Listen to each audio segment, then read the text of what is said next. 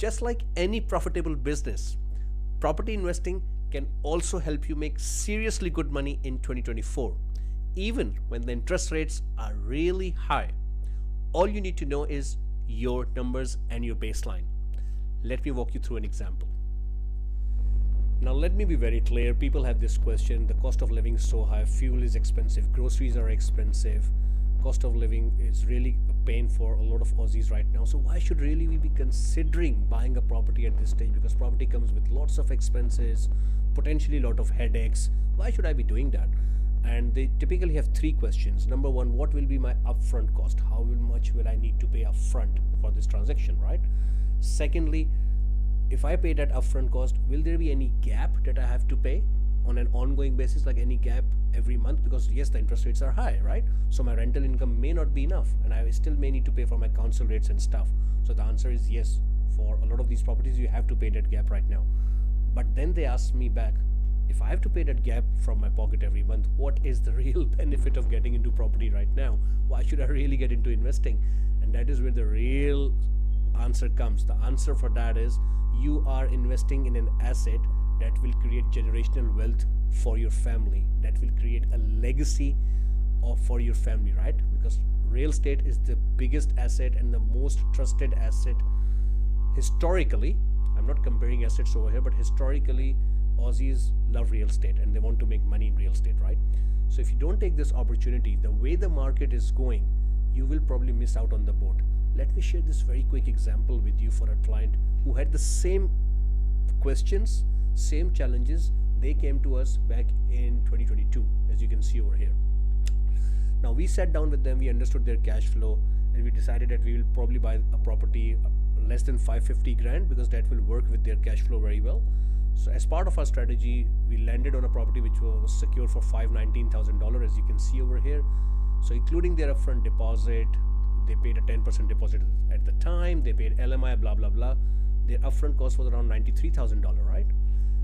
On top of that, their ongoing cost every month was around $949. And that $949 included their gap in mortgage that they had to cover from their pocket, because we are talking about at 6.55% interest rate. So that was, at that time, it was a lower interest rate. So at that time, the gap was smaller. There was slightly positive cash flow, but we had discussed with them that we had this projection done that even if the interest rates go up, how much actually can you take on your pocket? So currently their interest rate sits at 6.55.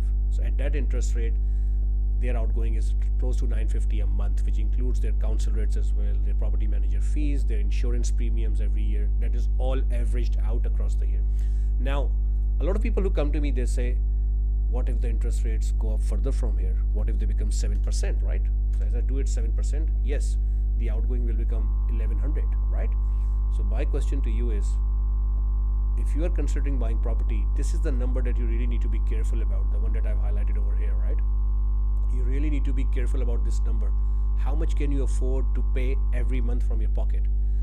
If your projections are falling within that number, then you're good to go and buy property.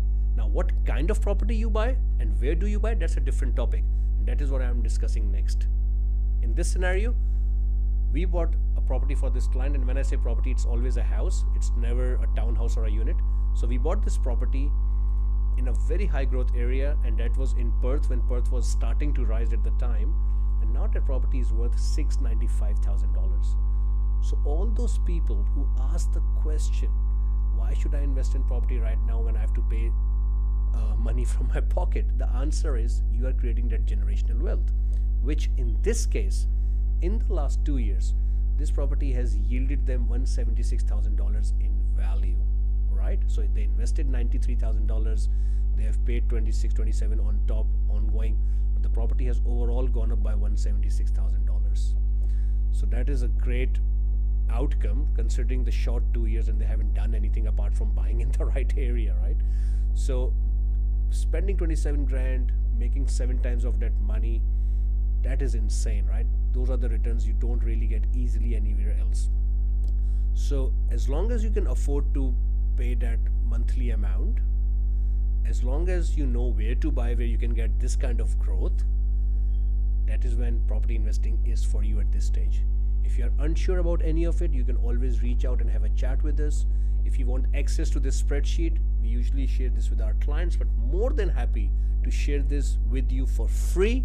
You can play with this spreadsheet, you can put your own numbers, and you can see whether you are ready for buying that next property or not. Just DM us the word cash flow in the comments. Just leave us a comment with cash flow, or DM myself the word cash flow, and we will send this free spreadsheet across to you so that you can make the most of it and don't lose out on this opportunity, where this client actually made $176,000 in 2 years. If they would have sit on the sidelines, that opportunity cost would have been $176,000.